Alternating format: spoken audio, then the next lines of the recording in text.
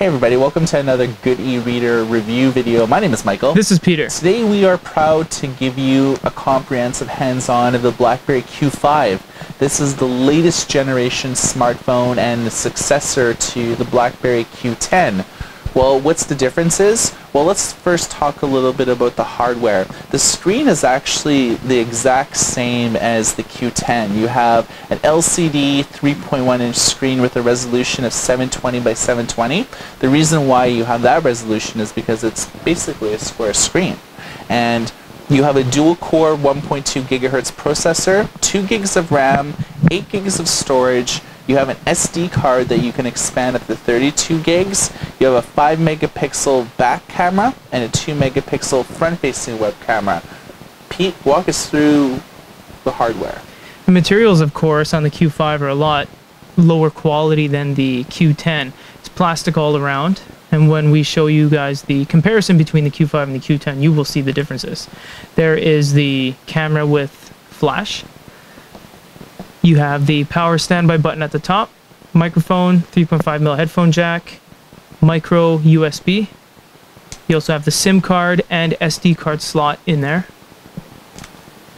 Speakers at the bottom, speaking microphone there, the Blackberry embossed silver logo of theirs, and of course the earpiece, the light sensor on the left, and the front-facing camera on the front to the right of there. And you have the keyboard, which is obviously not flush with the device. It's actually risen, and it looks very nice, and it actually makes it far easier to type, obviously that's why they do this, than it is with an on-screen keyboard. So the main draw about this is that because it's made of plastic, it's cheaper to purchase. To buy the Q10 outright is still like $800. Anywhere from $699 to $800 depending on your region. Yes, it's very expensive. This one actually ranges anywhere from $299 to say $399. It doesn't really ever crack the $500 range. I don't think there's a market where it does, because I mean the screen may be the same size and resolution, but the plastics and materials are lessened. So this is the main home screen, and you can see all the pre-installed apps here. It does come with all of your favorite social media type things. So it's Twitter, weather apps. This is the multitasking pane. So any apps that you have open will appear here. You can have more than 4. You scroll here, you can see the hub. So you can see a number of your emails, and everything will appear here. Your hub management is basically like where all of your emails, Twitter things, BBM messages, you do have some control over it in establishing exactly what you want to appear here. So if you don't want your Twitter and Facebook messages appearing here and just emails, there's settings here to change all of that. One of the big things that are exciting about B10 is the Blackberry Hub. You could leave simple messages, but you could also do BBM voice and BBM video, so you can actually do BBM video calls and voice calls. So it's all done over data, and this is all done through the Blackberry server. So to get apps, basically, you're doing business with Blackberry World, which is sort of like the rebranded Blackberry app market. So you can see the details here. It's certainly got a little bit of boost in apps, but you're still not going to see apps like Netflix, Instagram, Vine. But you do have TuneIn now.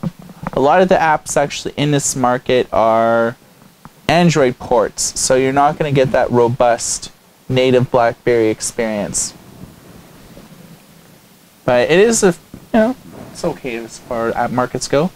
It is the, I think, the less populated of the 4 big markets between iOS, Android, Windows, and Blackberry. There's just a lot less available on this. If you want to download apps, it's pretty quick. Just download. Yeah, simple installs. One click. Yeah. You do need a Blackberry account, so you will need to set that up as well. Okay, so one of the big draws about BlackBerry 10 is the Android emulator that is inside of it. Right now it's 2.3 in terms of Android. Once the new version of BB10 comes out, which is 10.2, it'll actually enhance it to a Jelly Bean emulator, which means that most apps written for later versions of Android will suddenly be compatible with the entire BlackBerry 10 OS. As you can see here, we have a number of apps that you're not going to be able to find in the BlackBerry market. You'll only be able to find them in the Goody Reader App Store. We have a few apps here. We're going to test out the audio and video experience here with Netflix. And again, this is exclusively available at apps.goodyreader.com. But this should give you a sense on how the external audio as well as the video looks.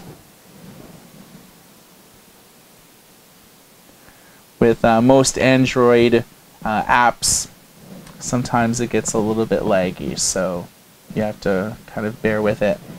I'll just click on something randomly here. Well, that makes sense, since this is a dressmaker shop and all. Is there something I can help you with?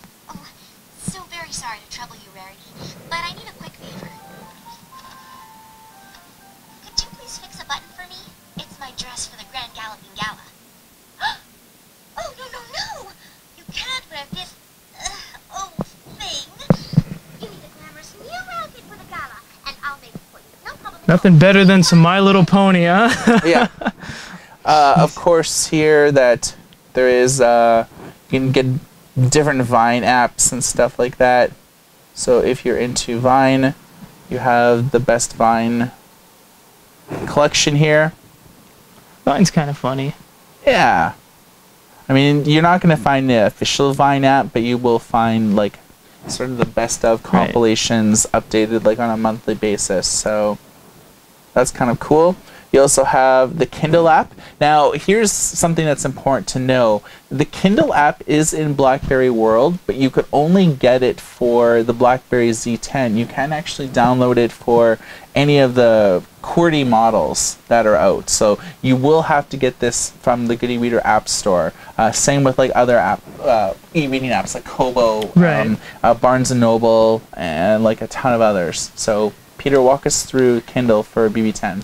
Very small screen, but you can still make it feasible to read on here. You have the simple text changes, brightness settings, sepia, black, white. You have to scroll from the top down to reveal the additional options. You also have long presses, highlights, notes. This is pretty fast. Yeah, it's pretty responsive.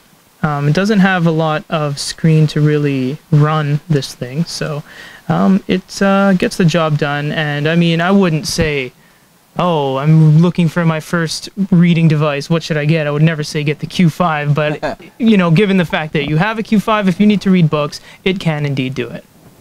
Yeah. Also, you can actually buy books because this is the Kindle app for basically Android, so you have the full Kindle store experience. You can purchase books directly with an app, have them easily deliverable to here, and then you can read the books whether you're on an internet connection or just on a non-internet connection. Exactly. We have here comics by Comixology.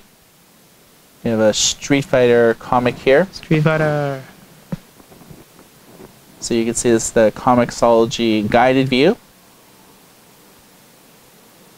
And I mean, if you turn it into just being able to scroll, it does take up a fair amount of screen. You will have to scroll around a little bit, but you're going to have to do that basically on any phone. Right.